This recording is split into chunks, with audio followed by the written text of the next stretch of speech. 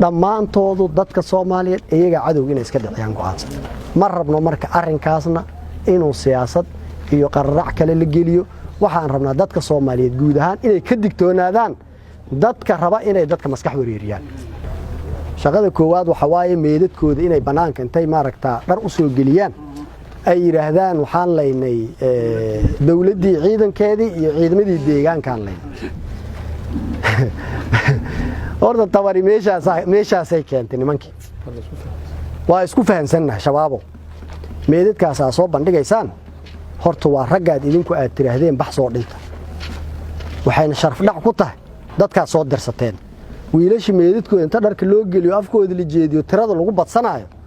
waxaan kula talinayaa inay isaga soo baxaan hooyo walba iyo aabbo walbana waxaan ka rabnaa wiilkiisa iyo gabadhiisa inuu wacdo oo meesha ka soo saaro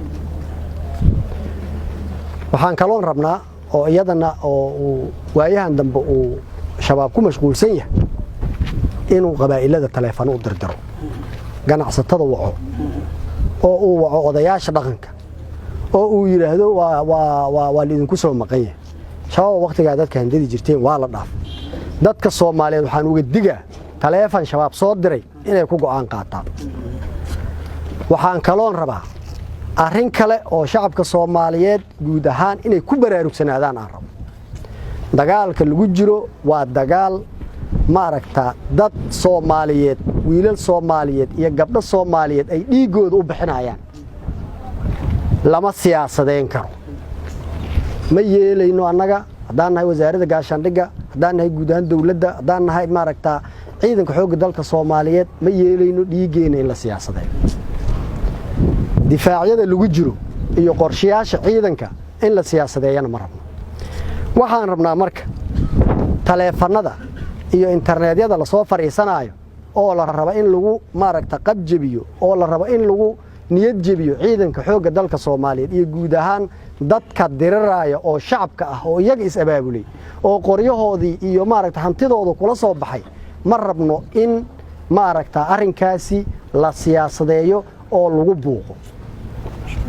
dhiiga dadka Soomaaliyeed oo shabaabku qubay hantida dadka Soomaaliyeed ee shabaab qaatay dadka ka dhiidiyay marna laguma korgorgortami karo siyaasadna ma noqon karto waxaan rabnaa marka in arrinkaasi qof walba oo Soomaaliyeed oo wax qoro ka digtoonaado dadka Soomaaliyeed annaga u baahan kaalmaan uga baahanna qorigood inay qaataan annaga u baahan hantidooda inay ku bixiyaan annaga u baahan annaga codsanay qofna ma siyaasadeen karo ciidanka xoogga dalka Soomaaliyeed bay ku barbar dagaalamayaan iyaga maaragta iscaawinaayo waxa ay awoodaan qaybsanaayo hadday tahay gaadiid hadday tahay cunto hadday tahay rasaas qof qorigiisii aan lacag ku soo bixinay ma meeshaan fadhiyo